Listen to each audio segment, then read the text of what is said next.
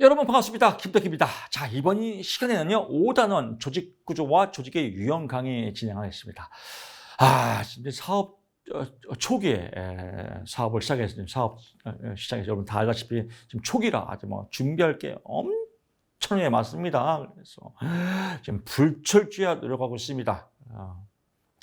강의도 해야 되고 뭐 또 사업에 대한 여러 가지 또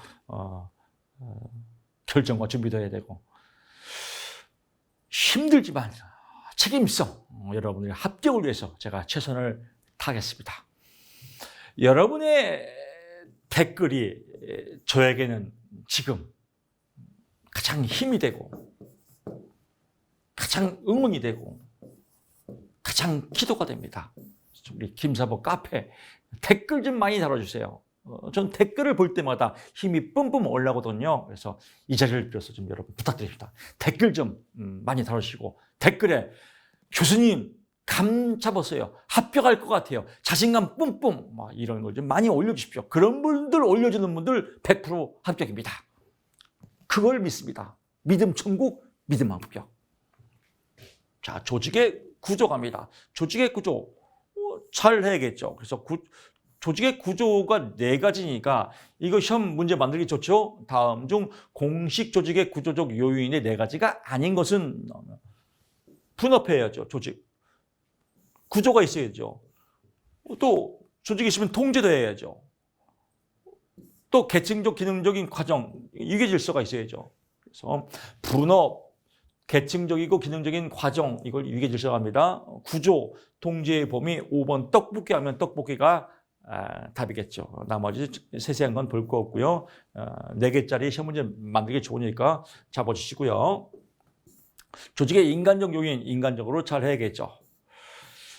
뭐 이런 것들 볼 거 없어요. 예를 들면 인간적인 면에서 적절한 내적 의사소통의 체계가 있어야 되고 인간적인 면에서 규정과 절차를 검토할 수 있는 수단이 있어요. 이거 해봤자 의미 하나도 없어요. 인문학의 상식이에요. 볼 거 없습니다. 수직 조직, 개선 조직이고 수직 조직이 있으니까 뭐 예를 들면 수직, 관장, 부장, 과장, 팀장 옛날식이죠. 수직이다라고.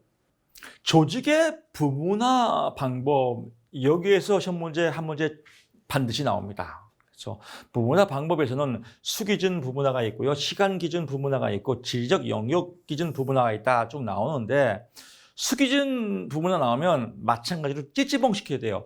같은 역할을 하는 사람들을 한 슈퍼바이저 밑에서 그래서 한 슈퍼바이저 밑에서 사람들 나오면 사람 나오면 사람 수기준 시간 기준 부문화 이게 시험 문제입니다.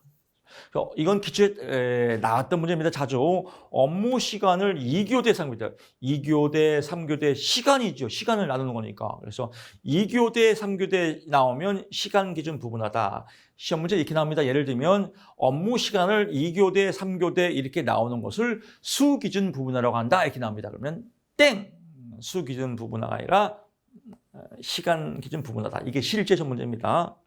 지리적 영역은 거주 지역이죠. 지리적. 그래서 거주 지역 나오면 지리적 영역이다. 이 포인트만 잡으시면 아주 쉽습니다. 서비스 기준 부문화. 그래서 사회복지 서비스 나오면 서비스 기준 부문화다라고 보고요.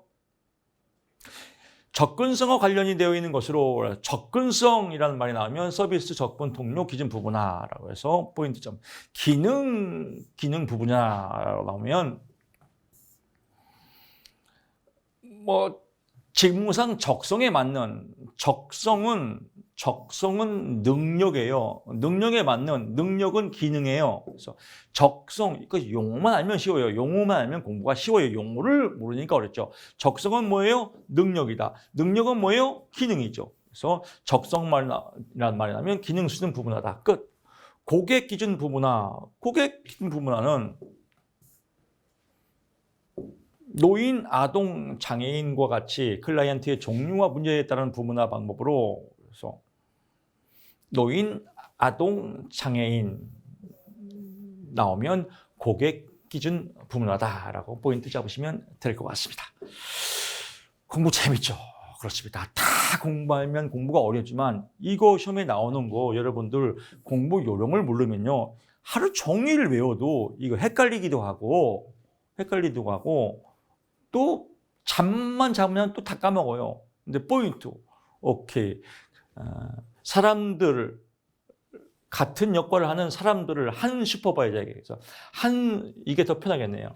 한 사람들의 수 나오면 수기준, 2교대 3교대 나오면 시간, 거주지역 나오면 지리적, 사회복지 서비스의 방법 나오면 시간 기준 부분화, 접근성 나오면 서비스 접근 통로, 적성 나오면 기능 기준 부분화, 노인, 아동, 장애인 나오면 고객 기준 부분화라고 보시면 여러분들이 이해가 쉽게 될 겁니다. 이사회위원 나옵니다. 이사회 쭉쭉 나오고요. 이사회와 위원회.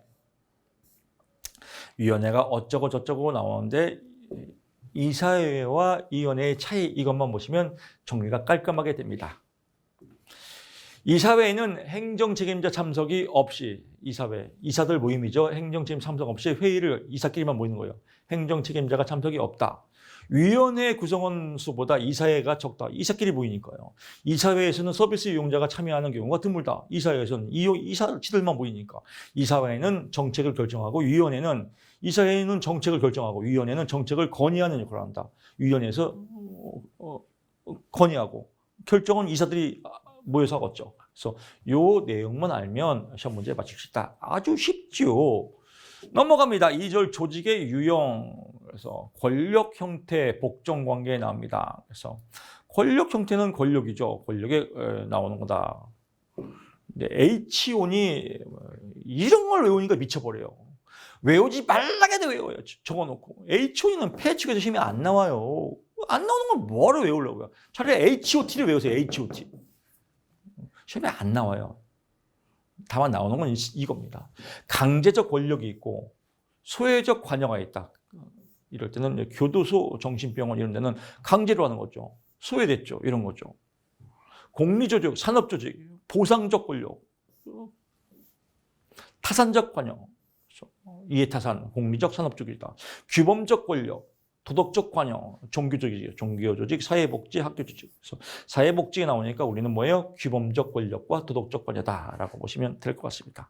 소외적 관여 유형일 교도소 이거 시험에 안 나옵니다. 이런 거 외우는 사람 반드시 됩니다. 이런 게 있구나라고 보면 될 것 같습니다. 감사합니다. 다시 한번 이게 시험 잘 나올 수 있어요. 종교조직, 사회복지, 학교조직은 뭐예요? 규범적 권력과 도덕적 규범이 따르고 도덕주의 따르고 이렇게 보면 되겠습니다. 1차적 수혜자에 따른 수혜자, 1차 수혜자 상식입니다. 볼 거 없습니다. 업무의 통제성에 따른 분류, 관료조직, 일선조직, 전면적 통제조직, 투과성 조직,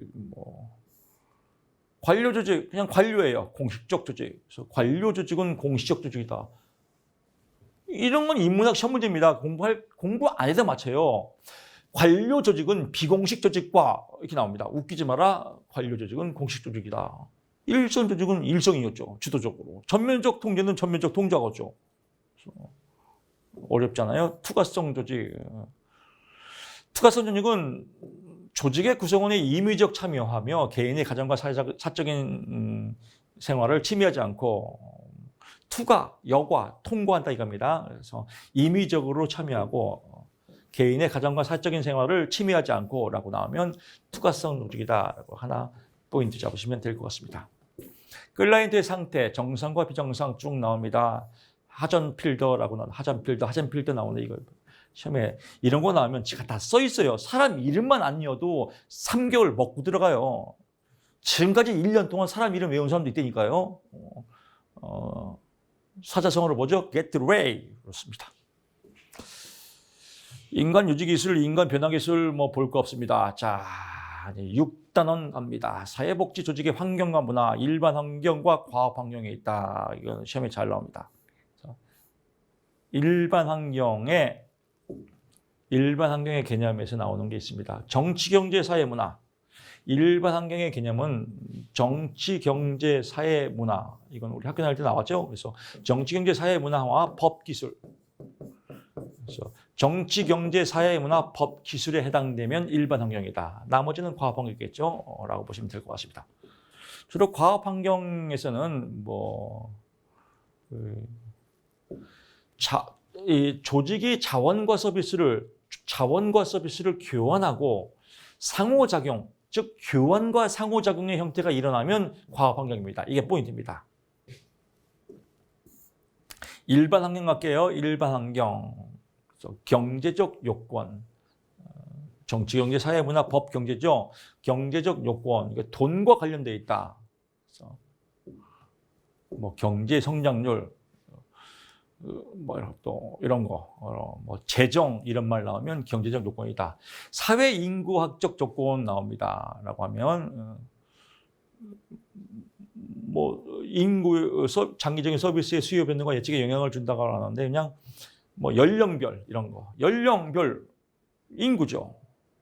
그래서 연령별, 성별 이런 말이 나오면 인구학적이다라고 보고요. 규범, 사회적 인식 변화 이런 거 나오면 문화적이다라고 보고요. 성장 분배 나오면 성장 분배 통제 나오면 정치적, 법적 요인이다라고 보고요. 기술적, 이건 컴퓨터, 네트워크, 사회적 기술, 사회적 변화. 그래서 컴퓨터, 네트워크, 사회적 기술 나오면 기술적 요인이다라고 보고요. 상호작용, 뭐 이런 특징들. 그래서 재정자원의 공급자, 제공자, 소비자, 제공자 나오는데 이런 건 볼 거 없습니다. 이거 아니면 이건 버리세요. 이거 다 외우면 미쳐버려요. 시험에 나올 때는 이렇게 나와요. 다음 중 사회복 수직의 환경에 대한 설명 중 옳은 것은 나옵니다.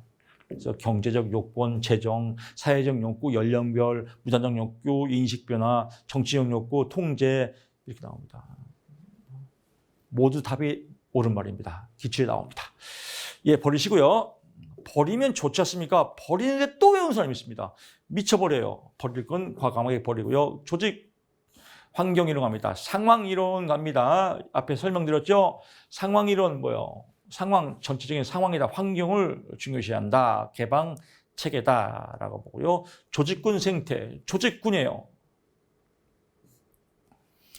생태는 자연 생태, 환경이죠. 조직군이 이루어진다. 적자 생존, 먹이사료죠. 그래서 버릴 거 버리고, 취할 거 치고, 이런 게 조직군 생태 형성이다. 그래서 조직은 살아남고 그렇지 않은 조직은 도태된다. 이게 조직군 생태 이론이다라고 하는 겁니다. 환경 조직 선택이라는 환경 결정론이다. 환경에 의해서 결정론다. 그래서 환경 결정론 나오면 조직군 생태 이론이다라고 하고요. 이게 시험 문제입니다. 환경의 결정론, 조직군 생태 이론. 환경적 욕구에 부합되는 조직만이 생존한다. 그렇죠. 먹이사슬, 생존 경쟁. 적응하는 조직은 살아남고 그렇지 못하는 도태된다. 조직군 생태 이론, 환경 결정론. 이게 시험입니다.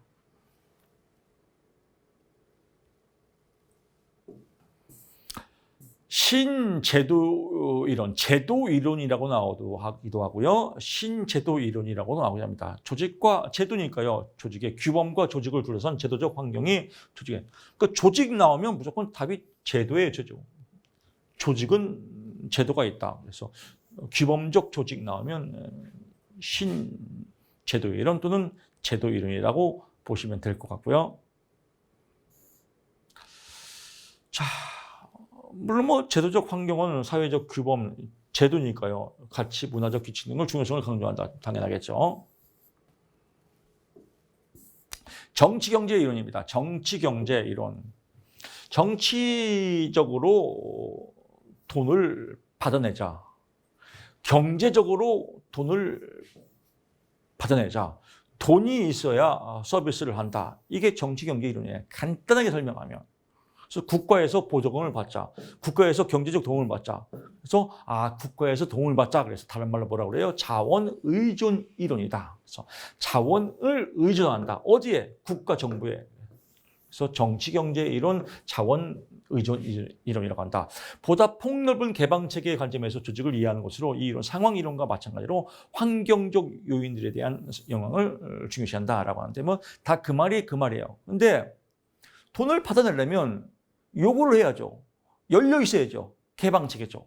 그래서 정치경제 이론은 개방체계다. 시험에는 이렇게 나옵니다. 정치경제 이론은 폐쇄체계로서 이렇게 나옵니다. 그러면 폐쇄체계 삑사리 정치경제 이론, 개방체계, 정치적으로 경제적으로 돈을 받자, 자원의존 이론, 개방체계 찌찌뽕, 나머지 끝. 이러면 아주 공부가 아름답습니다. 넘어가십시오.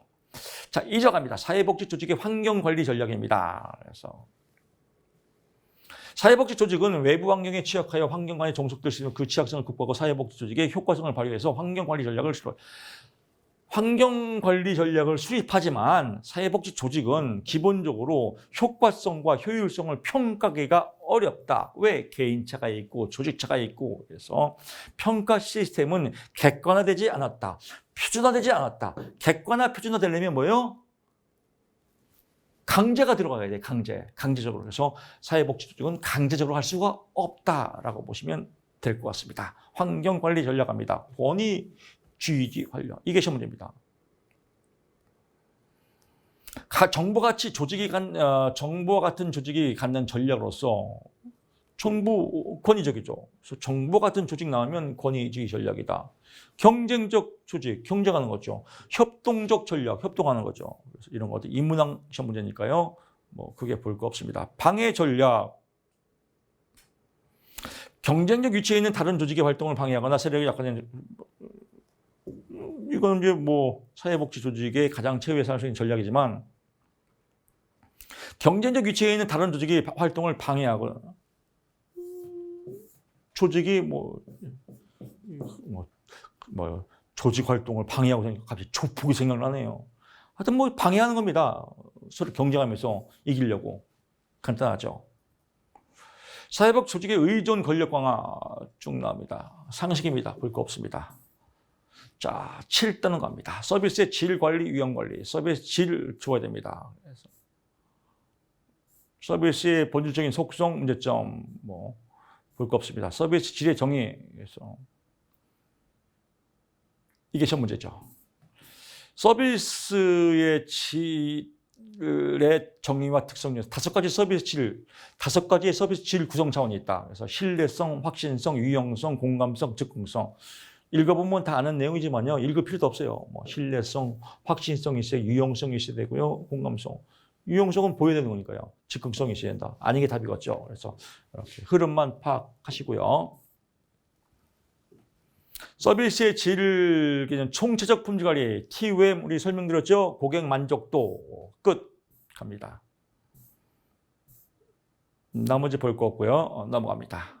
위험 관리 잘 해야 됩니다. 사회복지의 유형, 업무 위험이 있고 경영 위험이 있고 사회적 위험이 있다, 재해 위험이 있다. 당연하겠죠. 위험 관리의 의 있고요. 위험 관리는 잘하면 된다. 끝. 위험 관리 대책 잘 해야 됩니다. 끝. 8단원 갑니다. 리더십이죠. 공부 참 아름답지 않습니까? 좋습니다. 리더십 잘 해야 됩니다.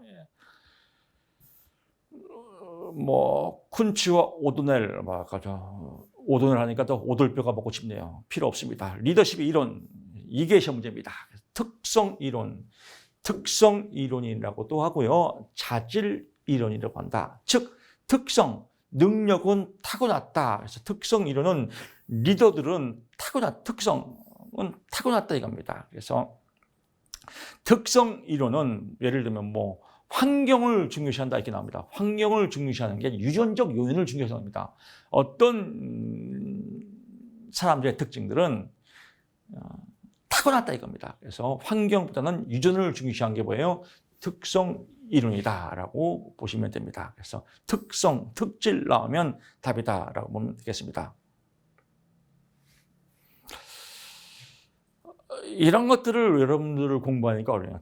특성 이론 어쩌고 저쩌고 나고 특성 이론 뭐 이런 거 다 보면 외울 게 너무 인지 돌아버려요. 1년 공부해도 미치기만 하고 합격하기 힘들어요. 특성 이론은 뭐예요? 타고났구나. 특질, 성격은 타고났구나. 이게 특성 이론이다. 끝.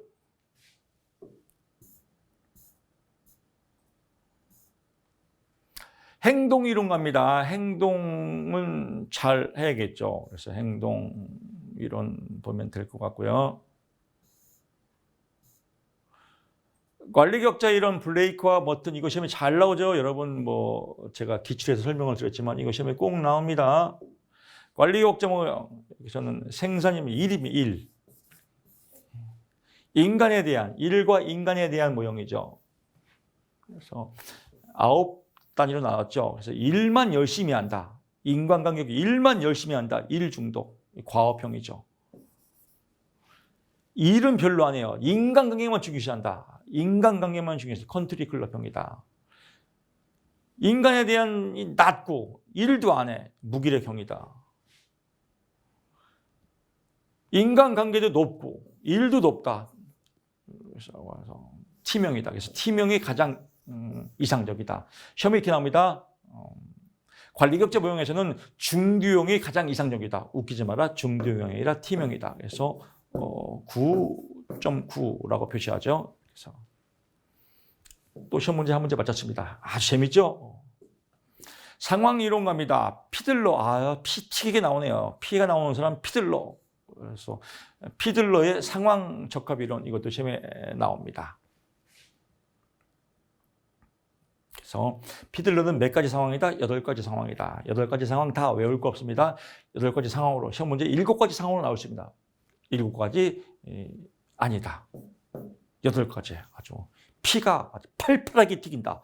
피들러 팔팔하게 8가지다 라고 보시면 될 것 같습니다. 그렇습니다. 뭐 쭉쭉 내용이 나오는 거는 뭐 크게 볼 거 없고요. 포인트만 잡으시면 되고요.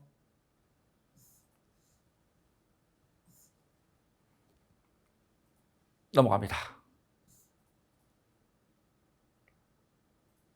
피들러의 3가지 요소, 이게 포인트입니다. 피들러의 리더십 상황의 호의성, 즉 리더십이 행사되는 상황에 양엄이 어느 정도의 리더와 구성원 간의 관계, 과업 구조, 직위 권력 등 이 3 요소에 의해서 결정된다. 리더와 구성원의 관계, 과업 구조, 직위 권력 이 3가지 포인트 잡으시면 되겠습니다. 피들러 8가지 중에서 3가지 포인트 잡으시고요. 허쉬와 프렌차드의 상황적 리더십 시험에 반드시 나옵니다. 상황적 리더십. 허쉬와 프렌차드는 초기의 리더십 생명주기의 이론을 강조했다. 그래서 상황적 리더십 이론의 초기 이론이다. 후기 이론이 아니라 초기 이론이다 라고 포인트 잡으시고요. 나머지 내용들은 복잡합니다. 나머지 내용도 읽으려면 미쳐버려요. 그래서 이런 것들은 그냥 통과시키세요. 왜? 뒤에 나오거든요. 그래서 넘어가고요. 넘어갈 때 넘어가면 시원합니다. 스타일이 있다. 이게 시험입니다. 지시형이 있고 설득형이 있고 참여형이 있고 위임형이 있다. 그래서 하나, 둘, 셋, 넷 이게 시험 문제입니다. 떡볶이형은 아니겠죠? 그래서 4개 포인트 잡으시고요. 4개 포인트들을 엮어서 시험 문제가 나옵니다. 자, 지시형 갑니다. 보통 이제 블렌차드의 리더의 응용은 준비성이 어떻게 되어 있냐, 책임 능력이 있냐 없냐, 의지가 있냐 없냐 이 3가지로 판단합니다. 그래서 3가지 준비성, 책임 능력, 의지의 유무에 따라서 판단하는데 준비성도 낮고 책임도 질 능력도 없고 의지도 없다. 그럼 어떻게 해야 돼요? 지시해야죠. 그래서 지시형이다.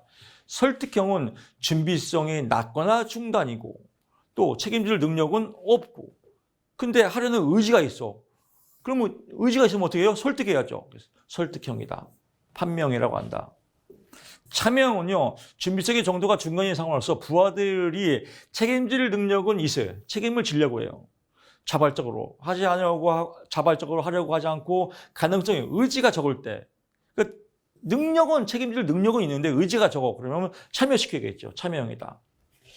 위임형은 뭐예요? 준비성 정도가 높은 상황으로서 부하들의 능력이 탁월하고 적절한 책임을 지려고 한다. 그러면 맡겨야겠죠. 그래서 위임한다. 위임형이다. 라고 보시면 될 것 같습니다. 이게 시험 문제입니다. 퀸의 경쟁가치 모델, 경쟁하는 거겠죠. 보시면 되고요. 나머지 볼 것입니다.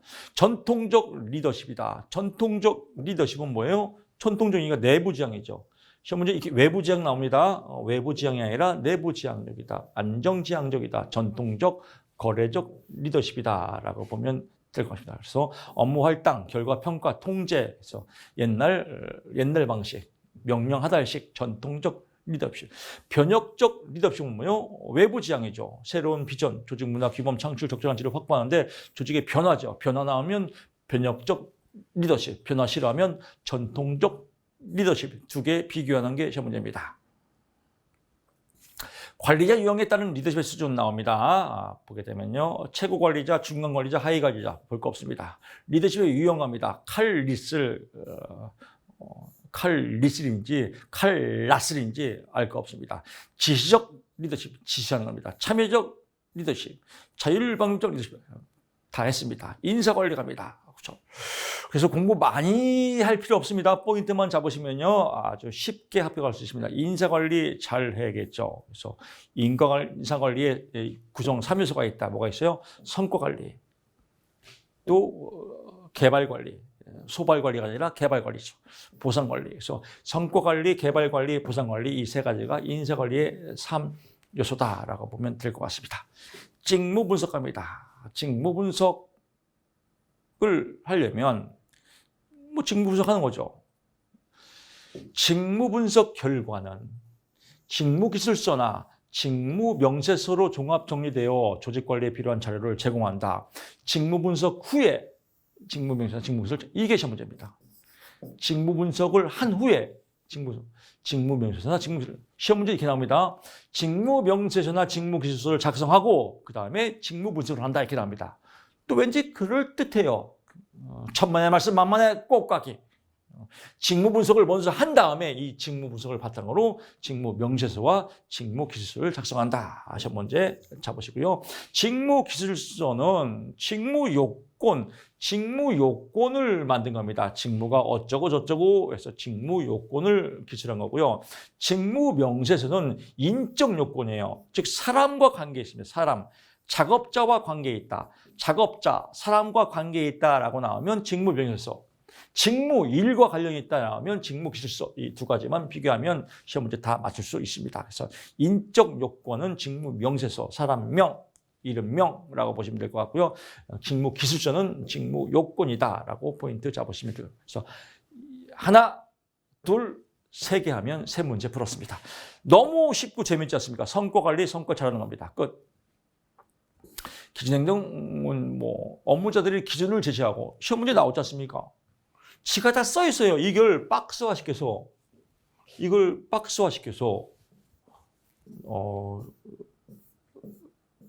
이게 꼭 눌러야겠네요. 이걸 박스화시켜서 이것을 무엇이라고 합니까? 라고 시험에 나오겠죠. 뭐 이렇게. 그럼 업무자들이 기준 나오네. 기준, 지금 기준이 너무 쉽잖아요. 다 읽을 필요도 없어요. 개발 잘해야겠죠. 개발 관리에서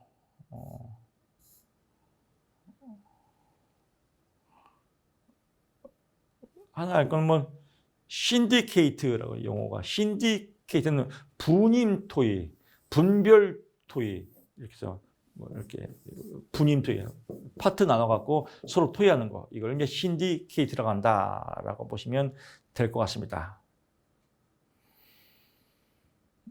오제트 교육이죠. 오제트 교육 선임자가 피훈련자에게 업무 수행을 정해요. 선임자가 후임자한테 교육시키는 거. 오제트 교육이다. 그래서 오제트 교육 나오면 뭐예요? 현장에서 훈련하는 거죠. 그래서 현장 훈련이다. 현장 훈련 나오면 답이 뭐예요? 오제트 교육이다.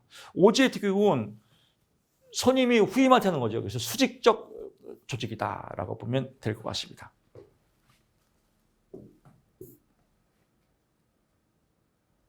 넘어가시고요. 나머지 볼 것입니다. 직무 확대, 직무 여기도 나옵니다. 직무 확대는 직무를 확대하는 겁니다. 직무 확대는 직무를 수평적으로 확장시킨다라고. 이게 시험 문제입니다. 직무를 수평. 예를 들면 A라는 사람이 B라는 사람한테 직무를 전달했어요. 그럼 서로 B라는 사람은 뭐 전달해서 배울 거 아니에요. B 사람도 또 A한테 알려주고 A는 또 C한테 알려주고 이렇게 이 부서별로 이렇게 직무를 알려주는 거. 이걸 뭐라고요? 직무를 서로 알려준다. 직무 확대죠. 수평 조직이죠. 그래서 직무 확대, 수평 조직. 이게 시험 문제입니다. 직무 확충. 뭐 확충은 확충이죠. 직무 확대에서 직무 수단도 마찬가지죠. 직무 바꿔가면서 하는 거죠. 뭐 말 그대로 쉽죠. 그래서 직무 순환이 나오면 반드시 따라다니는 말이 이거예요. 다양성을 증가해요. 다양성. A라는 사람이 B 직무도 하고 B라는 사람이 C 직무도 하고 그래서 다양성 나오면 직무 순환이다. 수평 나오면 직무 확대다. 라고 보시면 될 것 같습니다. 직무 충실하게 하는 겁니다. 볼 거 없습니다. 인사관리의 과정, 직무수행, 인사관리, 직원 모집, 채용 잘 해야 됩니다. 오리엔테이션 잘 해야죠. 업무 분석과 업무 분장 잘 해야죠. 다 볼 거 없습니다. 직무수행 평가의 측정 연구, 도표 평형식, 도표로 하는 겁니다. 개조 서열식, 2분 비교식 볼 거 없습니다. 강제 배분식, 중요사건 평가식 이건 하나 보십시오. 슈퍼바이저가 직원들의 직무 수행에 관해서 특별히 좋은 사건, 특별히 바람직스럽지 못한 사건들을 기록해서 유지하고 좋은 사건은 강화하고 바람직한 사건은 교정해 주는 거. 이건 사건을 통해서 만들어지는 거죠. 그래서 사건 나오면 중요 사건 평가식이다. 그래서 이거 포인트 하나 잡으시면 될 것 같고요. 동기 이론 갑니다. 매슬로우의 욕구 위계 이론, 매슬로우의 욕구 위계 이론 5가지죠. 그래서 생리적 욕구, 안전에 대한 욕구, 소속과 애정에 대한 욕구, 자아 존중에 대한 욕구, 자아 실현. 이거는 하위 단계 욕구가 충족돼야 돼요. 그래야 상위 단계로 올라갑니다. 알더퍼의 ERG 이론, 매슬로우의 욕구 위계 이론을 본딴 겁니다. 그래서 이 두 가지를 묶어서 뭐예요? ERG. 그래서 존재의 욕구, 존재. 또 소속과 애정의 욕구를 묶어서 관계의 욕구, 성장의 욕구, 자아 실현, 자아 존중. 그래서 존재 욕구에서 ERG로 표현합니다. ERG. ERG 이론은 매슬로우 욕구 이론을 본따서 만들었지만 얘는 위로 갔다가도 또 밑으로 또 이렇게 퇴행할 수 있어요. 쭉 관계의 욕구가 있는데 관계가 됐는데 또 존재 욕구가 또 불만족스러울 수 있어요. 성장의 욕구가 됐는데 또 관계가 안 될 수 있어요. 그래서 ERG 이론은 위계 질서가 이렇게 상위 계층이다라고 시험 문제가 나와요. 시험 문제가. 그러면 웃기지 마라. 삑사이다. ERG, 알더퍼의 ERG 이론은 상층으로 올라간, 순차적으로 상층으로 올라가는 체계가 아니라 올라갔다 내려갔다 왔다리 갔다리 한다. 이게 ERG 이론이에요. 하지만 매슬로우의 욕구 이론은 하위 단계가 만족이 돼야 올라가는 상층적 계층, 이렇게 수직으로 올라간다. 이 차이를 구분해야 됩니다. 그래서 이게 시험 문제입니다. 알더퍼의 ERG 이론은 상층적으로 위계적으로 올라가는다. 그러면 웃기지 마라. 상층적으로 위계적으로 올라가는 것은 매슬로우의 욕구 이론이고 ERG, 알더퍼는 알을 덮은 사람, 알더퍼는 왔다리 갔다리 한다라고 보시면 될 것 같습니다. 동기 위생 이론입니다. 허즈버그 이 요인이라고 하는데 위생 요인이 있고요. 동기 이론이 있어요. 위생 요인은 직무 불만족이에요. 직무와 관련된 불만족 사항이 뭐야 이거예요. 불만족. 불만족과 관계에 있으면 위생 이론이에요. 불만족. 근데 동기 이론은 직무 만족이에요. 직무 만족. 직무가 만족스러운 뭐예요? 직무 그 자체가 즐거운 거예요. 그래서 직무 그 자체가 즐겁다. 직무 그 자체가 즐겁기 때문에 아름답다, 힘이 난다 라고 하는 건 동기 이론이죠. 일할 때 짜증나, 싫어 이런 것들은 위생 이론이다. 이걸 허즈버그의 이요인 이론이라고 한다라고 보고요. 성취 이론은 맥클리죠. 성취 동기 쭉 나옵니다. 성취를 강조했다라고 보면 될 것입니다. 자, 여기까지 단언했습니다. 아주 우리 속도 쫙쫙 고속도로 질주하는 것처럼 아주 즐겁게 질주하지 않습니까? 여기서 이제 질주를 쫙 했으니까 휴게소 왔습니다. 커피 한 잔 먹고 다음 시간에 여러분 찾아뵙겠습니다. 고맙습니다.